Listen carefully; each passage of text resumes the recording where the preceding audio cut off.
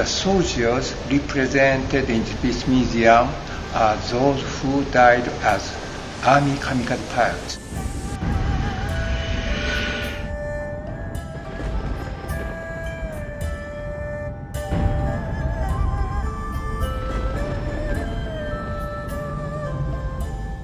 The attacks on September 11th once again brought suicide attacks to the forefront of our collective consciousness. Since that day, barely one has passed where we, as Americans, have not heard the words suicide bomber or suicide blast, whether in media reports describing attacks against our own soldiers abroad or in attacks against other regimes in faraway lands by Islamic extremists. Throughout the history of man, we have waged war on one another, and throughout that pockmarked history, suicide charges, last stands, and suicide missions have always occurred in both ancient and modern-day battles.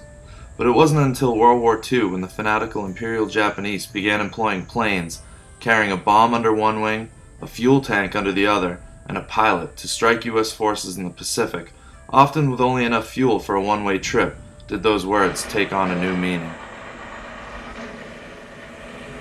I've always wondered what drives man to strap a bomb onto their chests, or to turn a plane or vessel into a bomb simply to take a life of their fellow man. As a Stars and Stripes reporter recently stationed in Japan, I decided to find out. So I traveled to the small farming village of Chiran in Kagoshima Prefecture, one of the southernmost points on mainland Japan, to walk in the footsteps of the first nightmare in the sky, the dreaded kamikaze.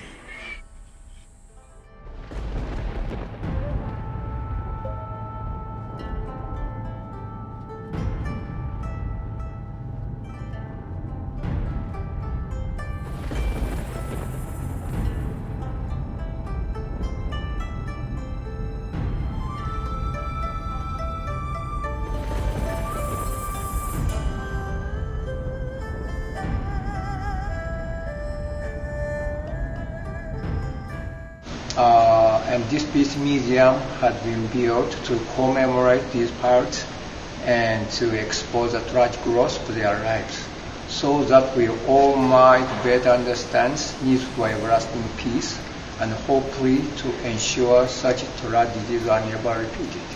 During the waning months of World War II, the airbase at Chiran was turned into a base for kamikaze operations against U.S. forces as they invaded Okinawa, the last stop before mainland Japan. In all, 1,036 Army pilots perished as kamikaze during the fighting, 439 of which took off from the sleepy town of Chiran between March and July of 1945. Today, the Chiran Peace Museum for Kamikaze Pilots serves as a living and breathing monument to those pilots, 60% of whom were high school or college aged.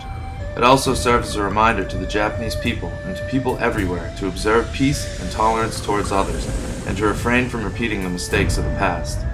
The first thing you will notice as you approach the museum are stone lanterns leading from the main strip to the museum, stretching endlessly, one for each Army pilot who died as kamikaze. The museum features 12,500 items related to these pilots, from their final letters to the clothing they left behind, 70% of which is on display.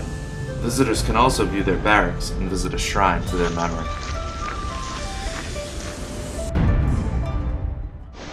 They believed that it would be worth dying for the future of Japan and for their parents. Fujio Wakamatsu, 19 years old, died June 3rd, and this is the letter which he left behind to his mother.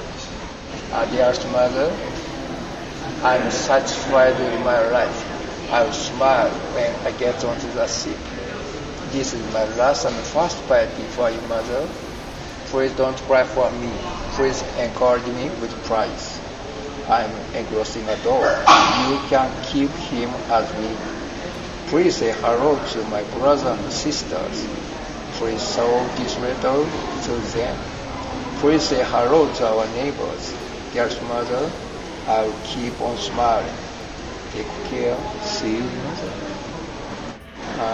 When we say see you, we usually expect to meet each other again. However, this is his last letter, so he couldn't meet his family on us again.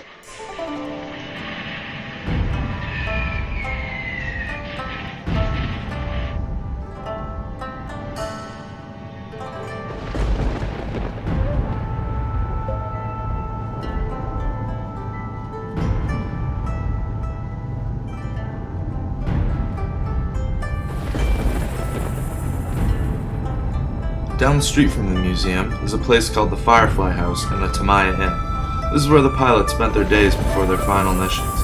In 1945, the inn was the site of a restaurant, and its proprietor, Tomiya Torihama, was their surrogate mother, offering their favorite foods and a hug or ear to the doomed. The Firefly House was built next door and is a replica of that eatery, and a museum to the pilots and to Tomiya, run by her descendants. To get a complete view of the Kamikaze, it is imperative that you visit both sites.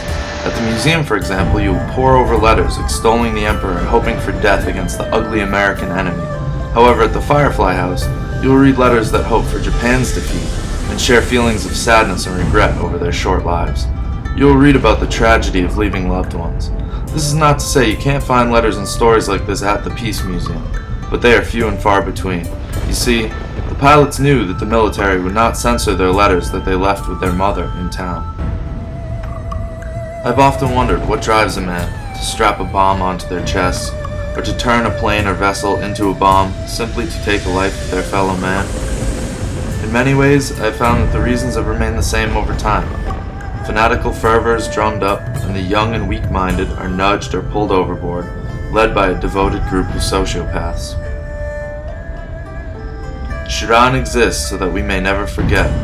If only we as a species would learn.